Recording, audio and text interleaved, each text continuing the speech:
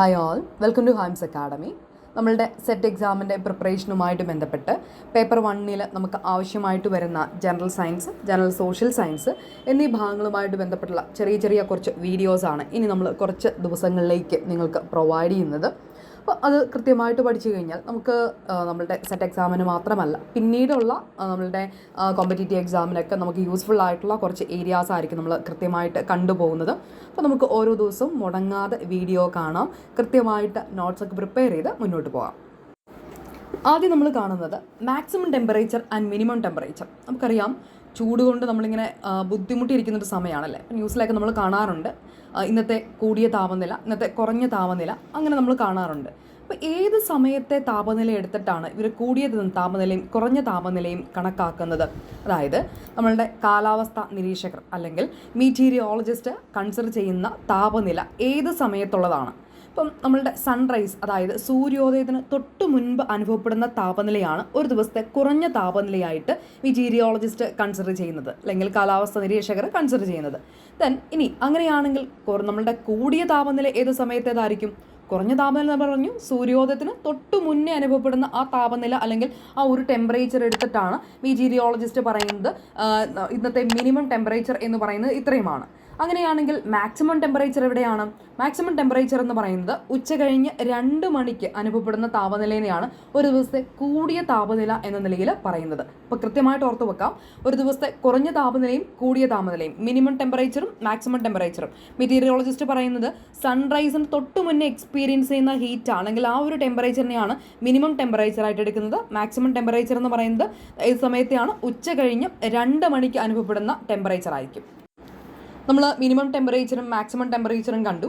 ഇനി നമുക്ക് നോക്കാം ഈ ടെമ്പറേച്ചർ മെഷർ ചെയ്യുന്നത് എന്ത് വെച്ചിട്ടാണ്. അറ്റ്മോസ്ഫിയറിക് ടെമ്പറേച്ചർ മെഷർ ചെയ്യാനായിട്ട് യൂസ് ചെയ്യുന്ന ഇൻസ്ട്രുമെൻ്റ് ആണ് thermometer. Atmospheric temperature is measured using the instrument called thermometer. നമ്മളൊരു തെർമോമീറ്റർ എടുത്ത് നോക്കിക്കഴിഞ്ഞാൽ നമുക്ക് കാണാനായിട്ട് പറ്റും അതിൽ എഫും സിയും, അതായത് അതിൻ്റെ മുകളിലായിട്ട് എഫും സിയും നമുക്ക് കാണാം. കാരണം ഇത് ഈ ഒരു അറ്റ്മോസ്ഫിയറിക് ടെമ്പറേച്ചർ അതിൻ്റെ ഡിഗ്രി, അതായത് ഈ നമ്മളുടെ തെർമോമീറ്ററിൽ യൂസ് ചെയ്യുന്ന ഡിഗ്രി എന്ന് പറയുന്നത് സെൽഷ്യസിലും പറയാം, ഡിഗ്രി ഫാരൻഹീറ്റിലും പറയാം. അതാണ് എഫും സിയും ഡിനോട്ട് ചെയ്യുന്നത്. സെൽഷ്യസിൽ സി എന്നും ഡിഗ്രി ഫാരൻഹീറ്റ് ആണെങ്കിൽ അത് എഫ് എന്നും ഡിനോട്ട് ചെയ്യുന്നു. അപ്പോൾ കൃത്യമായിട്ട് ഓർത്ത് വെക്കുക, അറ്റ്മോസ്ഫിയറിക് ടെമ്പറേച്ചർ മെഷർ ചെയ്യുന്നത് ഏതാണ്? നമ്മൾ തെർമോമീറ്ററാണ്. ടെമ്പറേച്ചർ മെഷർ ചെയ്യാൻ തെർമോമീറ്ററാണ് യൂസ് ചെയ്യുന്നത്. അതിൻ്റെ ഡിഗ്രി സെൽഷ്യസിലും ഡിഗ്രി ഫാരൻഹീറ്റിലും ഇത് റെക്കോർഡ് ചെയ്യുന്നുണ്ട്. രണ്ടാമത്തെ നമ്മുടെ ഇൻസ്ട്രുമെൻ്റ് ആണ് ബാരോമീറ്റർ. നമുക്കറിയാം മറ്റെന്തൊരു സാധനങ്ങൾ പോലെയും എയറിനും വെയിറ്റ് ഉണ്ട്. അതിന് നമ്മൾ 9ാം ക്ലാസ്സിൽ അതിനുമായിട്ട് ബന്ധപ്പെട്ടുള്ള എക്സ്പെരിമെൻ്റ് ഒക്കെ പഠിക്കുന്നുണ്ട്. വീർപ്പിച്ച ഒരു ബലൂണും വീർപ്പിക്കാത്ത ഒരു ബലൂണും നമ്മൾ ത്രാസിൽ കെട്ടിത്തൂക്കുന്നത് പോലെ 2 കമ്പിൻ്റെ അറ്റത്ത് കെട്ടിത്തൂക്കിയിട്ട് നോക്കുക ഏത് വശത്തേക്കാണ് ആ കമ്പ് ചായുന്നത്. തീർച്ചയായിട്ടും അത് എയർ ഫില്ല് ചെയ്തിരിക്കുന്ന ആ ബലൂണിൽ അല്ലെങ്കിൽ വീർപ്പിച്ച ബലൂണിൻ്റെ ഭാഗത്തേക്ക് അത് ചായുന്നതായിട്ട് കാണാം. കാരണം ആ ഒരു ബലൂണിന് വെയിറ്റ് കൂടുതലാണ്. നമ്മൾ ഓർക്കും എയറിന് വെയിറ്റ് ഇല്ല എന്ന് ചിലപ്പോൾ പലപ്പോഴും നമ്മളിങ്ങനെ ഓർക്കാറുണ്ടെങ്കിലും തീർച്ചയായിട്ടും എയറിന് വെയിറ്റ് ഉണ്ട്. അപ്പം ഈ എയർ ഒന്ന് കൃത്യമായിട്ട് ഓർത്ത് വെക്കാം. ഇപ്പം ഈ പറയുന്ന ഈ എയർ അന്തരീക്ഷത്തിന്മേൽ ചെലുത്തുന്ന ഒരു മർദ്ദം അല്ലെങ്കിൽ ആ ഒരു ഭാരമാണ് അന്തരീക്ഷ മർദ്ദം അല്ലെങ്കിൽ അറ്റ്മോസ്ഫിയറിക് പ്രഷർ എന്ന് പറയുന്നത്. ഈ എയർ അന്തരീക്ഷത്തിന്മേൽ ചെലുത്തുന്ന ആ ഒരു പ്രഷറാണ് അറ്റ്മോസ്ഫിയറിക് പ്രഷർ എന്ന് പറയുന്നത്. അപ്പോൾ ഇത് അളക്കാൻ വേണ്ടിയിട്ട് ഉപയോഗിക്കുന്നതാണ് ബാരോമീറ്റർ എന്ന് പറയുന്നത്. അപ്പോൾ ഓർത്ത് വെക്കുക, ബാരോമീറ്റർ അല്ലെങ്കിൽ മർദ്ദമാപിനി എന്നൊക്കെ കേട്ടിട്ടുണ്ടാവും അല്ലേ. അപ്പോൾ എന്താണ് instrument used for measuring atmospheric pressure is called barometer. ഇനി ഇത് റെക്കോർഡ് ചെയ്യുന്ന യൂണിറ്റ്സ് എന്ന് പറയുന്നത്, അത് കൃത്യമായിട്ട് ഓർത്ത് വെക്കുക, അറ്റ്മോസ്ഫിയറിക് പ്രഷർ മെഷർ ചെയ്യാൻ ബാരോമീറ്റർ യൂസ് ചെയ്യുന്നു. ബാരോമീറ്റർ നമ്മൾ യൂസ് ചെയ്യുന്ന യൂണിറ്റ്സ് എന്ന് പറയുന്നത് ഹെക്ടോ പാസ്കലും മില്ലി ബാറും എന്ന് പറയുന്ന ഏകകങ്ങൾ അല്ലെങ്കിൽ യൂണിറ്റ്സ് ആണ് യൂസ് ചെയ്യുന്നത്. ഏതൊക്കെയാണ്? ഹെക്ടോ പാസ്കലും മില്ലി ബാറും. ഹെക്ടോ പാസ്കൽ HPA എന്നും മില്ലി ബാർ MB എന്നും ഡിനോട്ട് ചെയ്യുന്നു. നെക്സ്റ്റ് വണ്ണാണ് അനിമോമീറ്റർ. നമ്മൾ പലപ്പോഴും ഇത് ഫിലിമിലൊക്കെ എങ്കിലും കണ്ടിട്ടുണ്ടാവും അല്ലേ. അനിമോമീറ്റർ എന്തിനു വേണ്ടിയിട്ടാണ്? It's used for measuring the wind speed അല്ലെങ്കിൽ കാറ്റിൻ്റെ വേഗത അളക്കുന്നുള്ള ഉപകരണമാണ് അനിമോമീറ്റർ എന്ന് പറയുന്നത്. എത്രമാത്രം സ്പീഡുണ്ട്, എത്രമാത്രം സ്പീഡിലാണ് അല്ലെങ്കിൽ വേഗതയിലാണ് കാറ്റ് എന്നുള്ളത് അറിയാനാണ് അനിമോമീറ്റർ യൂസ് ചെയ്യുന്നത്. Next wind vane. ഇത് നമ്മൾ കണ്ടിട്ടുണ്ടാവും അല്ലേ. വിൻഡ് വെയിൻ എന്താണ്? Use to find the direction of wind. ഇതിനു വേണ്ടിയിട്ടാണ് കാറ്റിൻ്റെ ദിശ അറിയുക. അതിനുവേണ്ടിയാണ് വിൻഡ് വെയിൻ യൂസ് ചെയ്യുന്നത്. Wind vane is use to find the direction of wind. വിൻഡിൻ്റെ ഡയറക്ഷൻ അല്ലെങ്കിൽ ദിശ എങ്ങോട്ടാണ് വീശുന്നതെന്ന് ഐഡൻറ്റിഫൈ ചെയ്യുന്നതിന് വേണ്ടിയിട്ടാണ് വിൻഡ് വെയിൻ യൂസ് ചെയ്യുന്നത്. നെക്സ്റ്റ് നമ്മൾ നോക്കുന്നത് ഹൈഗ്രോമീറ്റർ അല്ലെങ്കിൽ ആർദ്രതാ മാപിനി എന്ന് പറയും. നമുക്കറിയാം നമ്മുടെ അന്തരീക്ഷ വായുവിൽ അല്ലെങ്കിൽ നമ്മുടെ അറ്റ്മോസ്ഫിയറിൽ തീർച്ചയായിട്ടും മോയ്സ്ചർ കണ്ടൻ്റ് ഉണ്ട്. ആ മോയ്സ്ചർ കണ്ടന്റ് നമ്മൾ വിളിക്കുന്നത് എന്താണ്? ഹ്യൂമിഡിറ്റി എന്നാണ്. ആ ഹ്യൂമിഡിറ്റി മെഷർ ചെയ്യാനുള്ള ഇൻസ്ട്രുമെൻ്റ് ആണ് നമ്മളുടെ ആർദ്രതാ മാപിനി അല്ലെങ്കിൽ ഹൈഗ്രോമീറ്റർ എന്ന് പറയുന്നത്. ഓർത്ത് വെക്കുക, ഹ്യൂമിഡിറ്റി മെഷർ ചെയ്യുന്നതിന് എന്താണ് യൂസ് ചെയ്യുന്നത്? ഹൈഗ്രോമീറ്റർ.